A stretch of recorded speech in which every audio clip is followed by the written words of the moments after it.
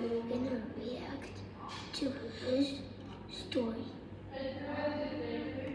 Okay, so I'll make the volume a little.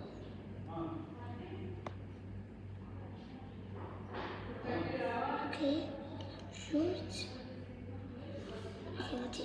My twin brother Chris and I were 9 when we learned Morse code. We tapped messages under the dinner table when Mom told us to stop talking and tapped through the wall between our bedrooms every night. When Chris got into a car accident and the doctor said he'd never wake up, I pulled up a chair next to his bed, took his hand, and tapped. "Are you there?" Nothing. But I came back the next afternoon and tapped again. Before I left, I always said the same thing. "See you tomorrow, Chris." A week later, Chris's fingers twitched against mine, and I almost fell out of my chair. I grabbed a nurse and she barely looked up. They're reflexes. It doesn't mean anything. I bought a notebook the next day and started writing down every single one. 4 months in, Mom watched me scribbling and said, "How long are you gonna keep doing this? Until he taps back." He's not gonna tap back. You're talking to a corpse. Dad lasted a few more months before he pulled me into the hallway. "We need to talk about donating your brother's organs. His fingers move every time I hold his hand, Dad. The nurses said those are reflexes. Stop getting your hopes up, son." I don't care what the nurses say. You're not donating my brother's organs. But a week later, my parents called to have Chris transferred to a long-term facility to die and scheduled a meeting to sign the papers. The afternoon before the meeting, I tapped into his palm like always, but this time, something tapped back. Short, short, short. Long, long, long. Short, short, short. SOS. I grabbed his hand. "Chris, if that's you, squeeze once." He squeezed so hard my knuckles cracked. I stormed into the meeting room and told them my brother just responded to me. The caseworker said, "This is very common with families who aren't ready to let go." My parents nodded. I grabbed the transfer papers off the table. "You're not signing anything until you come see for yourself." I walked them to Chris's bed and grabbed his hand. "Ask him anything." The caseworker asked what year it was. Chris squeezed out the answer. Count to 5. 5 perfect squeezes. His mother's name, tapped out letter by letter. By the 10th question, she said, "He's still alive. We can't move him." Weeks later, I asked Chris what kept him fighting when everyone gave up. Heard Mom call me a corpse. Heard Dad say donate my organs. Heard all of them leave, except you. I asked why. I wanted to see you too. My twin brother... The flight attendant slipped me a napkin that said, "The pilot isn't who he says he is. Meet me in the back to talk." I knew she chose to tell me because of the military dog tags around my neck. I folded the napkin and slid it into my pocket, and that's when the captain's voice came over the intercom. "Good morning, folks. This is Captain Hopkins, expecting smooth skies to Chicago." But something was wrong. I could feel it in my bones. I waited 2 minutes and casually walked to the back, not knowing what to expect. The flight attendant was there with a man holding up a police badge. The man whispered, "I'm glad you're here. I'm an undercover cop." I knew something was wrong straight away. The flight attendant whispered, "I've flown with Captain Hopkins for 6 years. I don't exactly know what's wrong, but I know that's not Hopkins, and we're flying the wrong way." She showed me the flight map of where we were heading. The plane is heading toward an abandoned airport. I leaned over the map. My body was pumping with adrenaline because it was the perfect place to crash a plane. There's an empty space above the pilot's room. I can climb up and listen to what the pilot and co-pilot are planning through the ceiling. Take my number. If you can tell there's something fishy going on, text me one word. Now. That's the signal to move. And to distract everyone while I climbed above the ceiling, the flight attendant made an announcement on the speakers to tell everyone to keep their seatbelts on. Through the cracks, I could hear 2 men in the pilot's room talking. 15 years ago today, our brother died because of Captain Hopkins. Now we get to crash his plane with him tied up on it while we impersonate him. I texted the undercover cop. Now, the cart slammed into the pilot's room door, and the cop kicked it open. I dropped through the ceiling and tackled the fake pilot out of his seat. The cop pinned the co-pilot to the floor. The flight attendant grabbed the radio. "Mayday, our pilot is gone. We need help landing right now." She looked at me. "Find Hopkins, the actual pilot. He has to be on this plane somewhere." I sprinted to the back of the plane, checking every door. I yanked open the closet next to the bathrooms, and Captain Hopkins was inside with his hands tied and tape across his mouth. I ripped the tape off. "Get me to the controls." He ran to the front and dropped into the pilot's chair. He grabbed the wheel. "Tower, this is the real Captain Hopkins. I'm landing this plane." When we finally landed, the cops dragged the brothers off in handcuffs. The flight attendant came up to me in the aisle. I pulled the napkin out of my pocket and held it up. "You saved 200 lives with this." She smiled and took it back. Every time we heard a knock on the front door, my dad would yell, "Stealth mode," and we had 30 seconds to kill every light in the house. My brother and I would...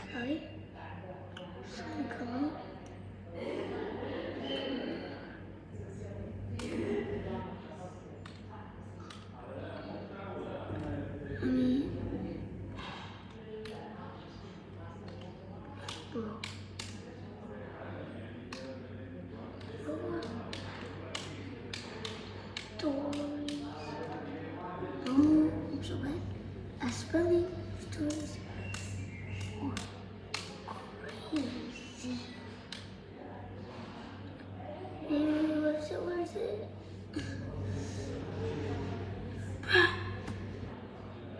Because I'm gonna type a little on my head. Enter. Enter.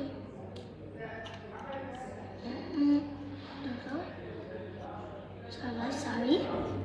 Raced through the rooms, flipping switches, yanking cords, shutting off the TV mid-show, while some guy outside banged on the front door yelling, "I know you're in there, buddy." Dad timed us. Once everything was dark, no talking, no moving, no looking out the windows. We'd sit there until Dad did his owl hoot, which meant all clear. Sometimes 5 minutes, sometimes almost an hour. Afterwards, he'd high-five us and go, "Real ninjas couldn't do better." He told us stealth mode was top secret. Never tell your teachers, your friends, nobody. Other people wouldn't understand. For years, I believed him. When I was 8, I asked Dad why we had to hide so much. He said some annoying guy kept bothering our family, and stealth mode was how we dealt with him. I felt proud we had a secret skill that could outsmart bad guys. By the time I was 10, I heard the voice outside yell something about a bet and $20. I tugged Dad's sleeve and whispered, "Is the bad guy trying to steal our money?" Dad shushed me so hard I flinched. When I was 12, I broke the window rule, peeked through the blinds, and saw a completely normal guy in a polo shirt standing on the porch rubbing his forehead. He didn't look like a criminal. He looked like someone's tired uncle. At 13, I told Dad I was just going to open the door and tell the guy to leave us alone. The color left his face. "You absolutely cannot do that." That was the first time stealth mode didn't feel like a game. By 15 or 16, it barely happened anymore. But when it did, Dad would peek through the blinds looking guilty. Mom just shook her head from the couch and muttered something under her breath. I was 17 and home alone when I heard it. "I know you're in there. It's been 12 years, man." I opened the front door. The guy nearly fell backwards. Normal-looking dude, middle-aged, holding a crumpled piece of paper. "Oh, hi. Is your dad home? I'm his old college roommate." He held up the paper. "Your old man bet me $20 Michael Jordan wouldn't win his 6th ring. That was 1998. I've been knocking on this door ever since." He handed me the IOU, both their signatures, right there at the bottom. I left it on the kitchen table. Mom saw it first and laughed so hard she had to hold the counter. Dad picked it up, read it, put it back down, and the first thing out of his mouth was, "So now he knows someone's home." Then he turned off the kitchen light and got under the table. We were never in danger. My dad just lost a bet because of the greatest of all time. Every time we heard a knock on the front door, my dad would yell. I became my school's hero for 1 minute before everyone watched what happened next. I don't play around when it comes to Halloween, so during our school's Halloween dance, I dressed up in real firefighter gear from my dad's closet. Real jacket, real boots, real helmet. I strutted around the gym like I owned the place, until the fog machine popped like a toaster and the fire alarm went off. Everyone cheered thinking it was part of the show until I smelled burnt plastic. Teachers started waving their arms, telling everyone to stay calm, but I noticed the orange extension cord powering the machine didn't stop at the wall. It ran out the side doors and down the hallway toward the science wing. Then someone near the door yelled, "Smoke in the hallway," and teachers started shouting for everyone to evacuate. Real sirens started wailing outside and fire trucks pulled up. The crowd poured into the parking lot while firefighters rushed through the main doors. That's when one of them spotted me standing near the entrance in full gear. "You, with us!" he shouted. "We're clearing the east wing." I opened my mouth to say I'm just a student, but he shoved a flashlight into my hand and pushed me forward. The hallway was dark and filled with smoke. We followed the orange cord past the lockers until it disappeared under Mrs. Carter's classroom door. One of the firefighters reached for the handle and jerked back. "Hot," he said, then looked at me. "Hit it!" But I only had my foam axe. I swung as hard as I could and it bounced off with a pathetic squeak. The firefighter grabbed it, swung himself, and the foam bent in half. He stared at it, muttered, "These damn budget cuts," and tossed it aside. That's when someone shouted from down the hall and he waved to the others. "Forget this door. We'll circle back once we've got tools." They started heading back down the hall, but then I heard it. A squeaky wheel spinning frantically. This was Mrs. Carter's room, and the class pet Mr. Nibbles was still inside. I turned back to the door. The handle was glowing red. I wrapped my jacket sleeve around my arm and threw my shoulder into the bottom panel until it cracked open. Smoke poured out and choked me instantly. The hamster cage was on the counter, and tiny Guys, sorry for pausing. What the heck is this? Is it nice?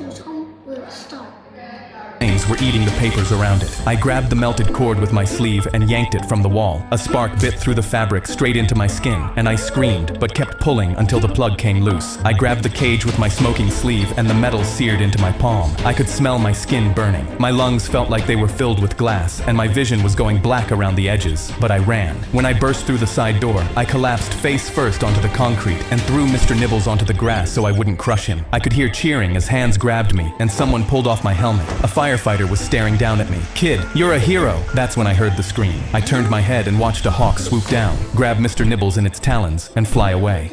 I became my school's Blood to death for no reason. hero for 1 minute before everyone watched what happened next. I don't play around when it comes to... My teacher looked at my drawing, covered her mouth, and ran out of the room screaming. Our assignment was to draw something that makes us happy, so I drew me and my dad fishing at the lake, something we do every Saturday. I picked up my paper to see what she saw. 2 stick figures, a fishing rod, a lake, a building that said Larry's Bait and Tackle, and a fish that I even labeled fish in case there was any confusion. I had no idea what I did wrong. She came back with 2 security guards, still screaming, grabbed my drawing off my desk, and pointed at me like I was dangerous. They walked me out without saying a word and sat me down in Principal Carter's office. He had my drawing under a desk lamp like he was examining a ransom note. He looked up. "Explain this." I told him it's me and my dad fishing at the lake. He pointed at my stick figure's hand. "You're telling me this is a fishing rod when I'm looking at a weapon." I told him there's a line coming off it with a fish on the end, and I literally wrote the word fish next to it. Mrs. Keller leaned in. "It looks like he's aiming at the building." I told her it's Larry's Bait and Tackle where we buy worms, and he's facing the water because that's where fish live and that's how fishing works. I didn't understand how every adult in the room was looking at a fish and seeing a threat. Principal Carter picked up his phone and called my dad. "Mr. Davis, your son drew an image that appears to depict a school shooting. We need you here immediately." I sat there staring at my drawing, wondering how I ended up here. My dad showed up still in his work shirt with dirt on his hands and stopped in the doorway. "Where is he? What did he draw?" Principal Carter slid the drawing across the desk, and my dad picked it up, stared at it, and laughed. Not a chuckle, a full laugh. "This is from last Saturday." He pulled... A man climbed onto our school bus with a knife, and the first thing he heard... In the middle of a test, the sprinklers started spraying. Everyone instantly... Dad measured me for the 5th time that day and screamed, "Why are you still 5'10"? I stared down at my 5'3" dad, and he glared. "Stop look..." I was sitting in class when my phone buzzed. "Look under your desk." Same text. The whole class bent down at the same time. Taped underneath each desk was an envelope with our name on it. I ripped mine open, and a Polaroid slid out. A blood splatter on white tile. I looked around. Everyone was holding something different. A lamp knocked over. A knife. Drag marks. After 8 years on death row, I was ready to die. They said I killed Rebecca. My lawyer stopped returning my...